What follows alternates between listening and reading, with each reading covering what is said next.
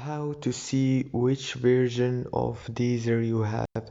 Hello guys, in today's video I'm gonna show you how to see which Deezer version you have and how to update it. So first thing we do is we go to Deezer app, and as you can see we are in the home page now.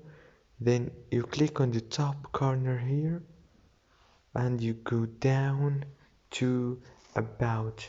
Click on about and you will find your version here. As you can see, this is my version, and if you want to update it, if it is an old version, you just need to go to Play Store and write Deezer, and then you will find an option here says update. And that's it for today's video guys. If this video was helpful, don't forget to like. Thank you so much for watching.